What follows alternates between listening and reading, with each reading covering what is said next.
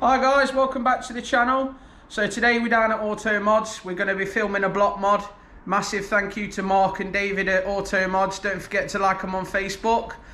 Today we're doing the block mod and it's the 1000th block mod. We've even got a little special plaque.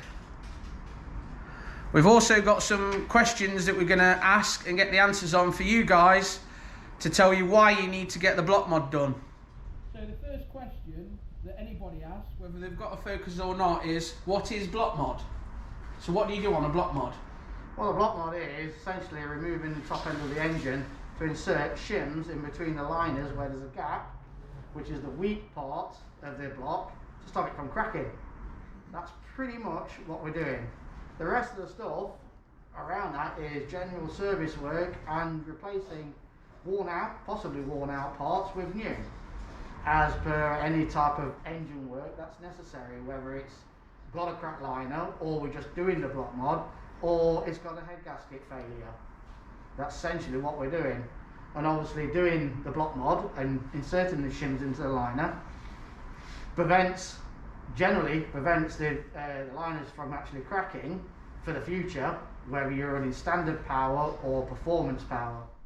So it's just a preventative measure to make your engine stronger. So then you got forfeited with a bill of thousands of pounds to repair it if it actually does crack. Yeah, so basically if the liners do crack, it's a new engine. Basically, yeah, because there's no way of actually physically repairing it, especially not with the engine in situ. It's cracked, there's nothing else we can do other than replace the block or essentially reliner the actual block itself, but that all comes at a cost and it's thousands of pounds down the line. Something we see on the Facebook groups a lot is people saying that you don't need block mod if your car's not modified. What would you say to that? I can only go by our experience and what we see coming through our doors. We have quite a lot of cars running completely standard power that get cracked liners, and then we get another 50% of cars that are mildly tuned all the way up to 300, 400, 350 brake that have cracked as well. There's no sensors on what causes it as such, or why it happens. It just happens, and I'm afraid it affects normal cars and modified cars regardless. Right.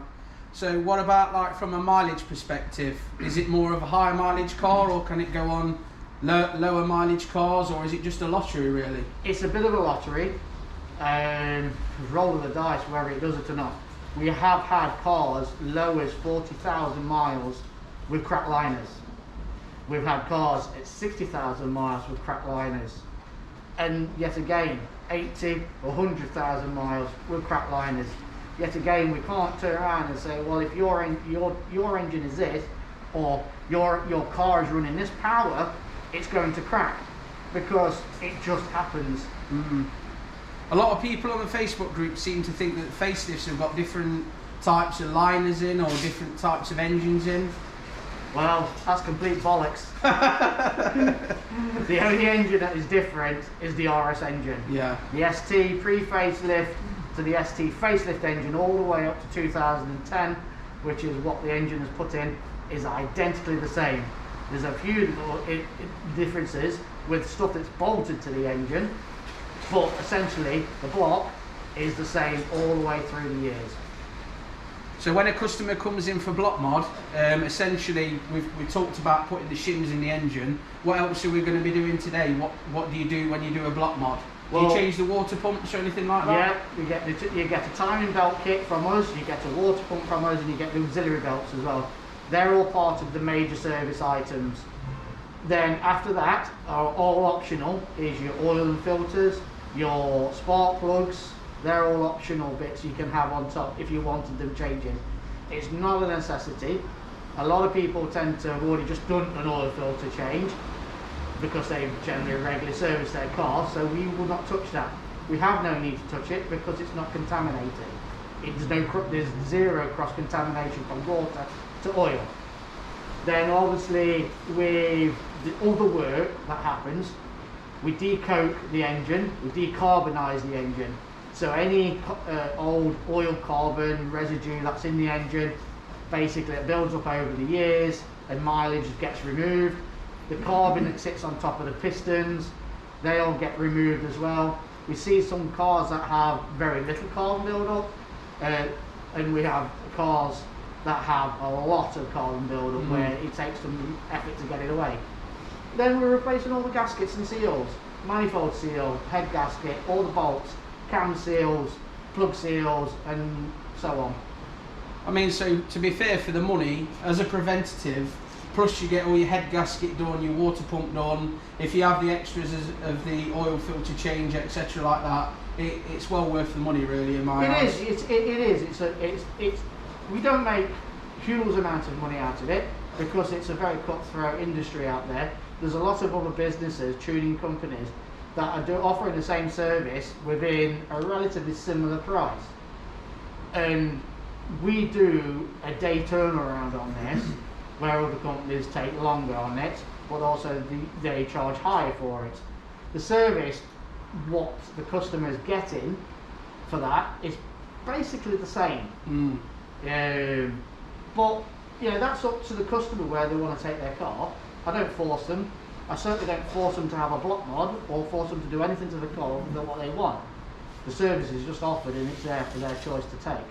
I suppose when you're doing these block mods in, day out, and mine's the 1000th, you've done a fair few of these, not to hang about on, really. We've been going for a few years, and we've basically anywhere between two a week, three a week on average, depending on what we're doing. Then obviously we've got the engine builds in that, because the engine builds, they get block modded. Whether it's a head gasket issue, they get block modded, even if the customers specifically ask for it or not. We block mod it because it's just part and parcel of the job we're doing. Anyway. We're already doing it, so why not? We're making the engine stronger for the customer regardless. Right guys, so we're going to get on with the block mod now. Don't forget to check out Facebook on Automodz, and also if you have any questions, don't forget you can contact Mark via the Automodz business page. He's very knowledgeable, knows his stuff, and we're going to crack on. Stay tuned. Let's go.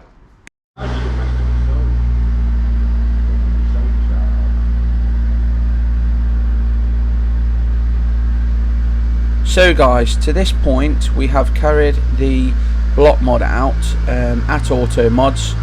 We do have a full in-depth video coming soon, step by step, showing you how the block mod is carried out, etc. So please like and subscribe to the channel.